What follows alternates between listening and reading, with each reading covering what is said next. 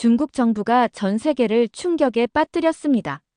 자존심 강한 중국이 미국, 러시아, 유럽도 아닌 대한민국에 긴급 도움을 요청했기 때문입니다.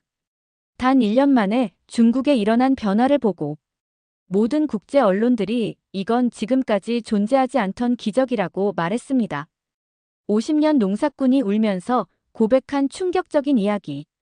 중국 정부까지 나선 이 기술의 정체는 무엇일까요? 황토고원의 절망적인 농부가 한국에서 본 것은 단순한 기술이 아니었습니다. 지금부터 들려드릴 이야기는 여러분의 상식을 완전히 뒤집어 놓을 겁니다. 도대체 중국의 농부는 한국의 어떤 기술을 보고 이렇게 놀란 것일까요? 그 놀라운 이야기 지금 시작합니다. 그 전에 구독과 좋아요 눌러주시면 영상을 제작하는 데 있어 큰 힘이 됩니다. 안녕하세요. 저는 중국 간수성 황토고원에서 53년을 살아온 왕젠민이라고 합니다. 할아버지부터 이 땅에서 농사를 지어왔는데 요즘 들어 정말 농사가 안 됩니다. 3년째 계속되는 가뭄 때문에 옥수수밭이 완전히 말라 죽어버렸어요. 황사는 매년 더 심해지고 젊은 사람들은 모두 도시로 떠나버려서 우리 마을엔 어르신들만 남았습니다. 저의 아들놈도 대학 졸업하자마자 베이징으로 가버렸죠. 아버지, 농사로는 더 이상 안 돼요. 라면서 말입니다. 마음이 아팠지만 뭐라고 할 수가 없었어요. 실제로 농사로는 빚만 늘어가니까요. 올해만 해도 종자값, 비료값만 해도 몇십만 위안이 들어갔는데 수확은 거의 제로였습니다. 농약값까지 합치면 정말 어마어마한 돈이 나갔어요. 그런데 가뭄이 3년이나 계속되니까 투자한 돈만 물거품이 되었습니다. 우리 마을 상황이 얼마나 심각했는지 아시겠어요? 20가구가 살던 마을에서 이제 겨우 6가구만 남았어요. 정말 심각한 상황이죠. 나머지는 모두 도시로 이주했거나 농사를 포기하고 다른 일을 하러 갔습니다.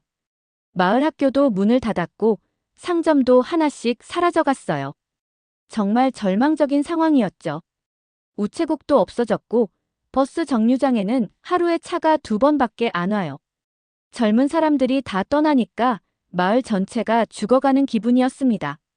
그런데 어느 날 현지 농업기술센터에서 젊은 여직원이 찾아왔어요.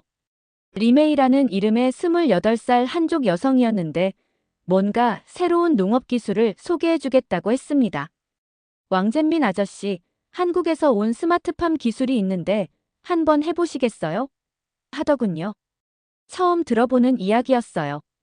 스마트팜이 뭔지도 몰랐거든요. 스마트폰도 제대로 못 쓰는데 스마트팜이라니 이름부터 어려웠어요. 그리고 한국 기술이라는 말에 저는 속으로 웃었습니다. 또 외국 기술이라고요?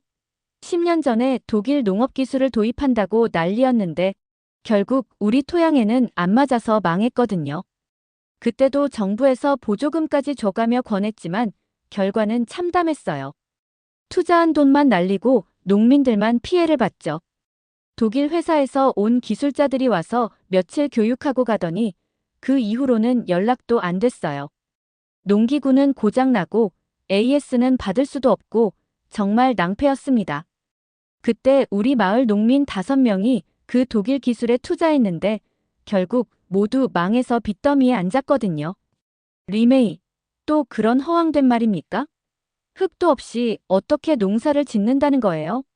제가 반문했더니 리메이가 진지한 표정으로 말했습니다. 왕젠민 아저씨, 이번은 정말 다릅니다. 직접 보시면 믿으실 거예요. 그 여자의 눈빛이 진지했어요. 뭔가 확신에 찬 모습이었죠. 다른 공무원들과는 달랐어요. 하지만 저는 쉽게 믿어지지 않았어요. 할아버지가 이 땅을 일구기 시작한 게 70년 전이거든요. 3대에 걸쳐 이 땅에서 농사를 지어왔는데 갑자기 기계가 농사를 대신한다고요? 말이 안 되는 소리였습니다. 우리는 봄에 씨를 뿌리고 여름에 김 메고 가을에 수확하는 게 농사라고 배워왔어요. 그런데 흙도 없이 농사를 짓는다니 그건 상상도 할 수 없었습니다. 할아버지가 돌아가시기 전에 하신 말씀이 생각났어요. 농사는 하늘이 시키는 일이야. 사람이 자연을 거스르면 안 된다고 하셨거든요. 그래도 리메이가 계속 설득하니까 일단 들어는 봤어요. 연속 3년 흉작으로 빚더미에 앉은 상황에서 다른 선택의 여지가 있었을까요? 은행 대출 이자만 매달 몇만 위안씩 나가는데 수입은 전혀 없으니까 정말 막막했거든요. 그래도 마음 한구석에서는 혹시나 하는 기대감이 생겼습니다. 정말 절박한 상황이었어요. 이대로 가면 농장을 포기하고 도시로 나가야 할 판이었거든요. 리메이는 다음 날 태블릿을 들고 다시 찾아왔습니다. 한국 스마트팜의 실제 영상과 데이터를 보여주면서 계속 설득했어요. 화면 속에서는 정말로 흙없이 자라는 푸른 채소들이 보였습니다. LED 불빛 아래서 상추와 토마토가 무럭무럭 자라고 있더군요. 처음 보는 광경에 눈이 휘둥그레졌어요. 정말 신기했거든요. 흙 한 줌 없는 깨끗한 공간에서 이렇게 싱싱한 채소가 자란다니요. 이게 정말 가능한 일입니까? 저는 여전히 의심스러웠어요. 우리 조상들이 수천 년 동안 흙에 씨를 뿌리고 물을 주며 농사를 지어왔는데 갑자기 그 모든 게 틀렸다는 말인가요? 받아들이기 어려웠습니다. 어릴 때부터 할아버지한테 배운 게 농사법이었거든요. 절기에 맞춰 씨 뿌리고 비 오는 날 기다리고 그게 농사의 전부라고 생각했어요. 손에 흙이 묻어야 농사라고 생각했는데 화면 속 농장은 너무 깨끗했어요. 같은 마을에 사는 장외이민이 옆에서 거들었어요. 왕잼민 형님, 한 번은 해봐야지. 계속 이런 식으로 농사 지으면 우리 모두 망한다고. 장외이민은 저보다 3살 어린 친구인데 평소에도 새로운 것을 받아들이는데 저보다 적극적이었거든요. 몇 년 전에도 농업용 드론을 먼저 도입했던 사람이에요. 그때 저는 기계가 무슨 농사를 짓냐고 비웃었는데 실제로는 외이민이 농약 살포하는 시간을 절반으로 줄였더라고요. 리메이가 더 자세한 설명을 해줬습니다. 왕잼민 아저씨, 한국도 70년대에는 우리와 비슷하게 가난했어요. 하지만 기술 개발로 지금은 농산물을 전 세계에 수출하고 있습니다. 한국의 스마트팜 기술은 이미 중동, 아프리카에서도 성공 사례가 많아요. 그 말을 들으니 조금 관심이 생겼어요. 한국이 우리보다 못 살았던 시절이 있었다니 놀라웠거든요. 저는 한국이 원래부터 부자 나라인 줄 알았어요. 전쟁으로 폐허가 된 나라에서 이렇게 발전했다니 대단했습니다. 그럼 비용은 얼마나 드는 거예요? 제가 물었더니 리메이가 미소를 지으며 답했습니다. 초기 비용은 정부에서 80% 지원해드려요. 나머지 20%도 무이자로 5년 분할 상환하시면 됩니다. 게다가 첫 1년간은 기술 지원도 무료로 받으실 수 있어요. 정말 좋은 조건이었죠. 정부에서 이렇게까지 지원해주는 걸 보니 뭔가 믿을만했어요. 독일 기술 때는 정부 지원이 고작 30%였거든요. 하지만 여전히 마음 한구석에서는 저항감이 있었어요. 우리 할아버지가 이 땅에서 70년을 농사지었는데 이제 기계한테 맡기라고요? 전통에 대한 자부심과 새로운 기술에 대한 두려움이 동시에 밀려왔습니다. 할아버지가 살아계시면 뭐라고 하실까 싶었거든요. 손수 땅을 일구고 씨를 뿌렸던 분이 흙없는 농사를 보시면 기절하실지도 몰라요. 조상님들께 죄송한 마음도 들었습니다. 리메이가 진지하게 말했어요. 왕잼민 아저씨, 전통을 버리라는 게 아니에요. 전통 위에 새로운 기술을 접목하는 거죠. 한국 농민들도 처음엔 똑같이 걱정했지만 지금은 모두 만족하고 있어요. 실제로 한국 농민들의 평균 소득이 우리보다 3배나 높다고 해요. 3배나 높다는 말에 깜짝 놀랐어요. 농사로 그렇게 많이 벌 수 있다니 상상도 못했거든요. 그날 밤 잠을 잘 이루지 못했습니다. 빚더미에 앉은 현실과 새로운 기술에 대한 두려움 사이에서 계속 고민했어요. 아내도 걱정스러운 표정으로 말했습니다. 여보, 또 실패하면 어떡해요? 우리 집까지 담보로 잡혀 있는데. 맞는 말이었죠. 한 번 더 실패하면 정말 회복하기 어려울 상황이었거든요. 집까지 은행에 담보로 잡혀 있으니까 실패할 경우 갈 곳이 없어질 판이었어요. 그래도 지금 상황에서는 뭔가 시도해봐야 할 것 같았습니다. 아무것도 안 하면 천천히 죽는 것이고 시도라도 해보면 살 길이 있을지 모르니까요. 결국 일주일 고민 끝에 시범 사업에 참여하기로 결정했습니다. 더 이상 미룰 수 없는 상황이었거든요. 연속 흉작으로 빚이 30만 위안까지 늘어났는데 이대로 가면 농장을 포기해야 할 판이었어요. 아내와 상의한 결과 마지막 기회라고 생각하고 도전해보기로 했습니다. 사실 다른 선택의 여지가 없었어요. 매일 은행에서 독촉 전화가 오는 상황이었거든요. 한 달 후 정말로 큰 트럭이 우리 마을에 도착했습니다. 하얀색 컨테이너 같은 게 트럭에 실려 있더군요. 이게 스마트팜입니까? 처음 보는 모습에 마을 사람들이 모두 신기해했어요. 컨테이너 크기가 대략 12m에 3m 정도 되는 것 같았습니다. 생각보다 훨씬 컸어요. 마을에서 이런 큰 장비를 본 건 처음이었거든요. 어떤 할머니는 저게 진짜 농장이냐며 놀라워했어요. 설치 작업이 시작되자 더욱 놀라웠어요. 전기선을 연결하고 물 파이프를 연결하는데 정말 흙은 한 줌도 안 들어가더군요.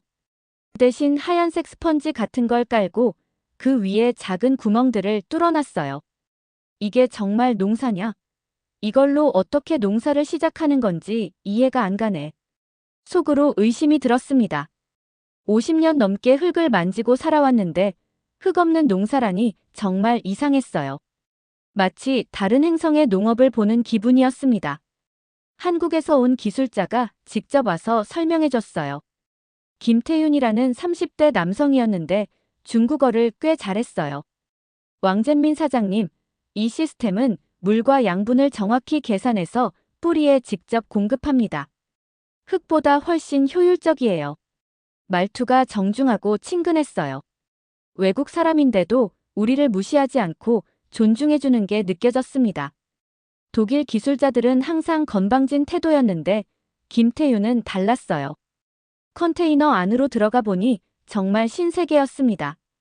LED 불빛이 빨갛고 파랗게 깜빡이고 천장에는 각종 센서들이 달려 있었어요. 온도와 습도를 자동으로 조절한다고 하더군요. LED 불빛과 인공지능으로 농사를 짓는다니 이게 말이 됩니까? 정말 믿어지지 않았어요. 컴퓨터 화면에서는 실시간으로 온도, 습도, 영양분 농도 같은 게 숫자로 표시되고 있었습니다. 마치 우주선 안에 들어온 기분이었어요. 첫 번째 씨앗을 심는 날이었습니다. 상추와 토마토 씨앗을 그 하얀 스펀지에 심었어요. 정말 이상한 기분이었죠. 50년 넘게 흙에 씨를 뿌려왔는데 처음으로 흙 없이 농사를 짓는 거였거든요. 손에 흙 냄새가 나지 않으니까 농사를 짓는 기분이 안 났어요. 김태윤이 직접 시범을 보여주면서 설명했는데 생각보다 복잡하지 않았습니다. 하지만 마음이 편하지 않았어요. 김태윤이 웃으면서 말했어요. 왕 사장님, 2주만 기다려보세요. 분명히 놀라실 거예요. 한국에서는 이미 수만 명의 농민들이 성공하고 있어요. 그의 자신감 있는 모습을 보니 조금씩 기대가 생겼습니다. 혹시 정말로 가능할까 싶었거든요. 그동안 실패만 거듭해왔으니까 성공에 대한 간절함이 있었어요. 김태윤이 보여준 한국 농장 사진들을 보니 정말 대단했거든요. 마을 사람들도 매일 구경 왔어요. 왕젠민이 드디어 미쳤나 보다. 라고 수군거리는 소리도 들렸지만 대부분은 신기해하며 지켜봤습니다. 특히 마을에 몇 안 되는 아이들이 미래 농장이라며 좋아했어요. 그 모습을 보니 괜히 뿌듯했습니다. 혹시나 이게 성공하면 마을의 젊은 사람들이 다시 돌아올까 하는 기대감도 생겼어요. 제 아들도 혹시 돌아올까 싶었거든요. 2주가 지나자 정말 기적이 일어났습니다. 하얀 스펀지에서 파릇파릇한 새싹들이 올라오기 시작한 거예요. 처음에는 눈을 의심했어요. 이게 정말 우리가 심은 겁니까? 김태윤에게 물어봤더니 그가 웃으면서 고개를 끄덕였습니다. 정말 신기했어요. 흙도 없는데 어떻게 이렇게 건강하게 자랄 수 있는지 이해가 안 됐거든요. 매일 컨테이너 안을 들여다보는 게 일과가 됐어요. 한 달이 지나자 더욱 놀라운 일이 벌어졌어요. 상추가 손바닥만큼 자랐고 토마토는 벌써 꽃이 피기 시작했습니다. 평소 같았으면 씨 뿌리고 3개월은 지나야 이 정도 크기가 되는데 겨우 한 달 만에 이렇게 자라다니 믿어지지 않았어요. 매일 아침 일어나서 제일 먼저 하는 일이 컨테이너 안을 확인하는 것이었습니다. 아내도 신기해하며 매일 따라왔어요. 여보, 이게 진짜 농사야? 하면서 말이죠. 김태윤이 와서 설명해줬어요. 왕 사장님, 이 시스템은 식물이 필요한 영양분을 정확히 계산해서 공급해요. 흙에서는 영양분이 고르지 않게 분포되어 있지만 여기서는 뿌리에 직접 필요한 만큼만 줍니다. 정말 과학적이었어요. 온도도 항상 최적 상태로 유지되고 습도도 자동으로 조절되니까 식물이 스트레스를 받을 이유가 없었던 거죠. 그때 깨달았어요. 지금까지 제가 한 농사는 정말 원시적이었구나. 하늘만 바라보고 비 오기를 기다리고 가뭄이 오면 속수무책이고 병충해가 생기면 농약을 마구 뿌리고. 그런데 이 시스템은 모든 게 통제되고 있었어요. 날씨에 상관없이 일정한 환경을 만들어주니까 식물이 건강하게 자랄 수밖에 없었던 겁니다. 50년 동안 운에 맡겨서 농사를 지어왔구나 싶었죠. 2개월 후 드디어 첫 수확을 했습니다. 상추를 따서 맛을 봤는데 정말 놀라웠어요. 일반 상추보다 훨씬 아삭하고 단맛이 났어요. 이게 정말 우리가 기른 겁니까? 이렇게까지 잘한다고요? 김태윤에게 물어봤더니 그가 자랑스럽게 대답했어요. 왕 사장님이 직접 기르신 겁니다. 스마트팜은 도구일 뿐 진짜 농사는 사장님이 지으신 거예요. 토마토도 맛봤는데 정말 달았어요. 시장에서 파는 토마토와는 비교할 수 없을 정도로 맛있었습니다. 아내가 옆에서 여보, 이거 정말 우리가 기른 거야 하면서 감탄했어요. 마을 사람들도 와서 맛보더니 모두 깜짝 놀랐습니다. 왕젠민, 이게 진짜 내가 기른 거야? 맛이 완전 다르네. 장외이민도 놀라워했어요. 그날 밤 김태윤과 긴 대화를 나눴습니다. 한국은 어떤 나라예요? 제가 물어봤더니 김태윤이 말했어요. 우리나라도 70년대에는 정말 가난했어요. 하지만 농민들이 새로운 기술을 받아들이면서 지금처럼 발전할 수 있었죠. 왕 사장님 같은 분들이 계시기 때문에 가능한 일이에요. 그 말을 듣고 가슴이 뭉클했어요. 외국 사람이 저를 이렇게 인정해주다니 신기했거든요. 3개월 후 정말 놀라운 소식이 들려왔어요. 우수 시범농가로 선발되어 한국을 방문할 기회를 얻게 된 겁니다. 저와 장외이민이 함께 선발됐어요. 정말 한국에 갈 수 있는 겁니까? 리메이에게 물어봤더니 웃으면서 고개를 끄덕였습니다. 생각해보니 저는 태어나서 중국 밖으로 나가본 적이 한 번도 없었어요. 여권도 처음 만들어봤습니다. 비행기를 타는 것도 처음이었어요. 3시간 반 정도 걸려서 인천공항에 도착했는데 공항 규모에 깜짝 놀랐습니다. 우리 마을 전체보다도 큰 것 같았어요. 깨끗하고 현대적인 시설에 감탄했죠. 중국 공항과는 뭔가 다른 분위기였어요. 사람들이 질서정연하고 직원들이 정말 친절했습니다. 서울에 도착해서 제일 먼저 놀란 건 도시의 모습이었어요. 고층 빌딩이 즐비하고 도로도 정말 깨끗했습니다. 그런데 제일 놀라운 건 사람들이었어요. 지하철을 타봤는데 모든 사람이 질서를 지키더군요. 줄을 서서 기다리고 내릴 사람이 다 내린 후에 타고 노약자석은 비워두고. 정말 신기했어요. 중국에서는 상상하기 어려운 모습이었거든요. 저녁에 한강공원을 걸어봤는데 정말 평화로웠어요. 밤 10시에도 여자가 혼자 거리를 걷는다고요? 가이드한테 물어봤더니 당연하다는 듯이 대답하더군요. 실제로 젊은 여성들이 혼자서 조깅하고 산책하는 모습을 봤어요. 이게 진짜 안전한 나라구나 싶었습니다. 우리 마을에서는 밤에 혼자 다니기가 무서운데 말이죠. 다음 날 경복궁을 구경했어요. 한국의 전통 건축물을 보니 정말 아름다웠습니다. 가이드가 설명해 주는데 한국도 우리처럼 오랜 역사를 가진 나라더군요. 그런데 전통을 지키면서도 현대적으로 발전한 모습이 인상적이었어요. 궁궐 근처에 현대적인 빌딩들이 조화롭게 어우러져 있었거든요. 전통과 현대가 이렇게 잘 어울릴 수 있구나 싶었습니다. 그런데 제일 놀라운 건 서울 시내의 수직 농장이었어요. 빌딩 안에서 농사를 짓고 있더군요. 도시와 농업의 조화라고 설명해 주는데 정말 미래적이었어요.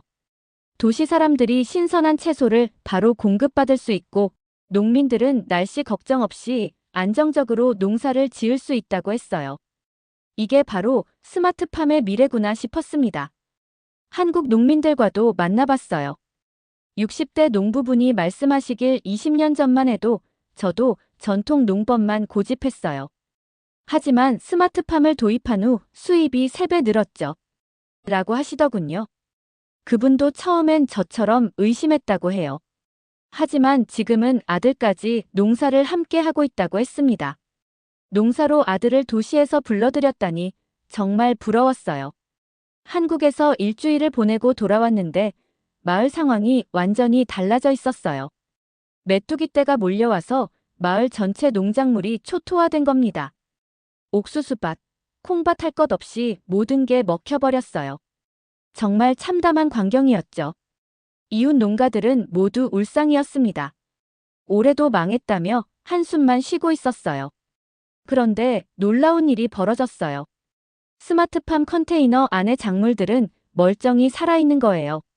메뚜기 떼가 아무리 몰려와도 밀폐된 컨테이너 안으로는 들어갈 수 없었거든요. 모든 게 다 죽었는데 저 상자 안만은 초록색이네. 이게 바로 기술의 힘인가.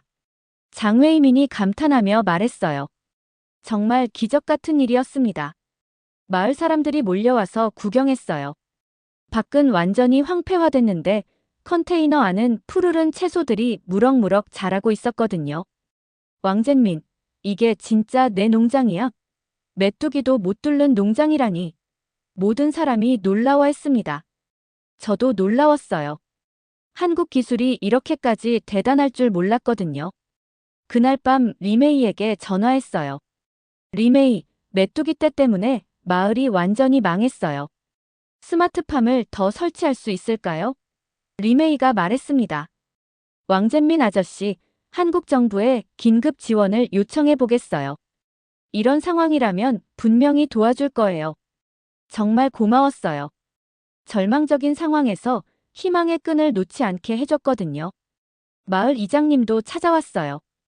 왕젠민, 이제 마을 전체가 너를 우러러본다.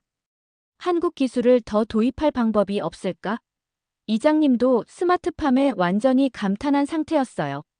70대 노인인데도 새로운 기술에 관심을 보이시더군요. 이제 우리 마을도 변할 때가 됐다고 말씀하셨어요.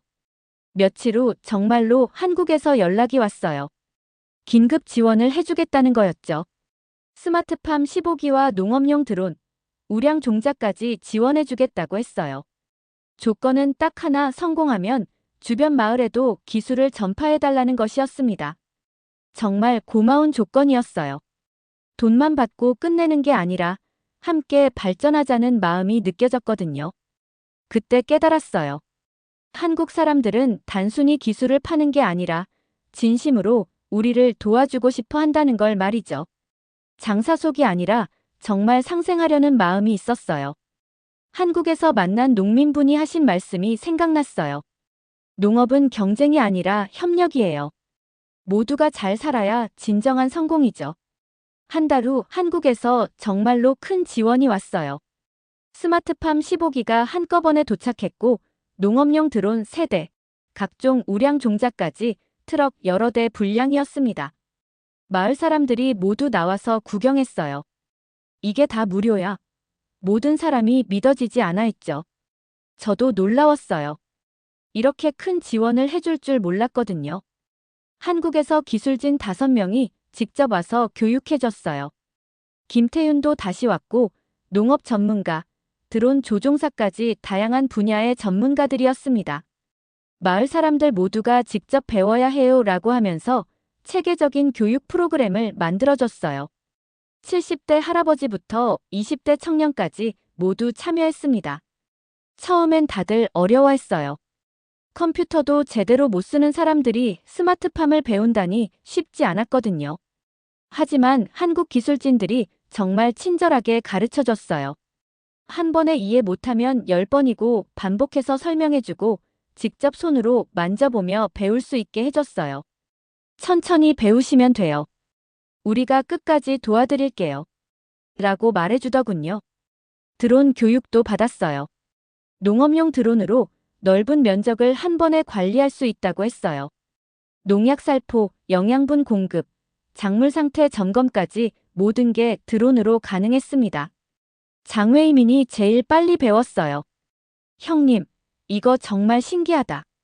하루 종일 걸리던 일을 1시간 만에 끝낼 수 있어. 정말 놀라운 기술이었습니다. 3개월 후 첫 대량 수확을 했어요. 스마트팜 15기에서 나온 채소와 과일의 양이 어마어마했습니다. 품질도 최상급이었어요. 도시 식당과 직접 계약을 맺어서 판매했는데 값도 일반 농산물보다 30%나 높게 받았어요. 유기농보다도 더 깨끗하고 맛있다고 구매업체에서 극찬했거든요. 마을 분위기가 완전히 바뀌었어요. 절망에 빠져있던 농민들이 희망을 되찾았고 젊은 사람들도 하나둘씩 돌아오기 시작했어요. 제 아들도 베이징에서 전화해서 아버지, 저도 농사 배우고 싶어요. 라고 했어요. 정말 감격스러웠죠. 농사로 아들을 불러들일 수 있는 날이 줄 몰랐거든요. 6개월 후에는 간수성 농업부에서 시찰단이 왔어요. 왕젠민 씨, 이제 당신이 서북지역 스마트 농업의 선구자가 되어주세요. 라고 하면서 저를 간수성 스마트 농업 시범단지 총책임자로 임명한다고 했어요. 저 같은 시골 농부가 이런 큰 책임을 맡게 되다니 꿈만 같았습니다. 하지만 무서운 것보다는 자부심이 더 컸어요. 1년이 지나자 정말 놀라운 변화가 일어났어요. 우리 마을 성공 소식이 전국에 퍼지면서 각지에서 견학단이 몰려왔습니다. 신장, 내몽골, 티베트에서까지 농민들이 와서 배워갔어요. 저도 이제 다른 농민들을 가르치는 선생님이 된 셈이었죠. 정말 신기한 일이었어요. 평생 배우기만 했는데 이제 가르치는 입장이 되다니 말이에요. 중국 농업부 부부장까지 시찰을 왔어요. 왕젠민 씨의 성공 사례를 전국에 확산시켜야 합니다.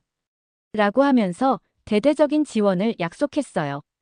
한국 스마트팜 기술을 중국 전역에 보급하는 프로젝트가 시작된 거였죠.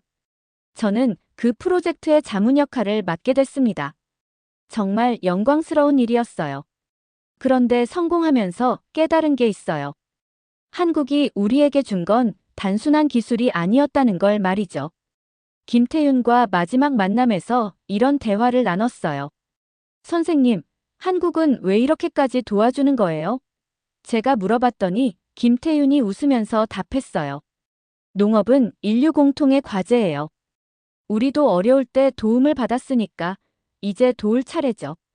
그 말을 듣고 정말 감동받았어요. 돈 때문이 아니라 진심으로 우리를 도와주고 있었던 거예요. 독일이나 미국 회사들은 기술을 팔고 끝이었는데 한국은 달랐어요. 지속적으로 관리해주고 문제가 생기면 즉시 해결해주고 심지어 더 발전시킬 방법까지 함께 연구해줬거든요. 이게 진짜 상생이구나 싶었습니다. 이제 저는 마을 사람들에게 항상 이렇게 말해요. 기술은 도구일 뿐, 진짜 힘은 사람의 마음에서 나오는 겁니다. 한국 사람들이 보여준 진심, 그게 바로 진정한 선진국의 모습이라고 생각해요. 돈으로만 따질 수 없는 가치가 있는 거죠. 서로 도우며 함께 발전하려는 마음 말이에요. 마을에 큰 변화도 생겼어요. 젊은이들이 돌아오면서 학교도 다시 문을 열었고 상점도 늘어났어요. 무엇보다 사람들 표정이 밝아졌어요. 절망에서 희망으로, 포기에서 도전으로 마음이 바뀐 거죠. 한국 기술이 가져다준 가장 큰 선물은 바로 이런 마음의 변화였어요. 지금 저는 새로운 꿈이 생겼어요. 우리가 성공하면 주변 가난한 마을들도 도와주고 싶다고 말하며 한국에서 배운 나눔의 정신을 실천하고 있습니다. 이제 우리도 받기만 하는 게 아니라 줄 수 있는 사람이 됐거든요. 한국이 우리에게 보여준 것처럼 우리도 다른 이들에게 희망을 나누고 싶어요. 이게 바로 진정한 발전이라고 생각합니다. 오늘의 이야기 어떠셨나요? 여러분의 생각이나 경험을 댓글에 남겨주세요.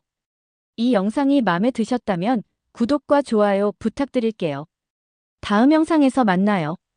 감사합니다.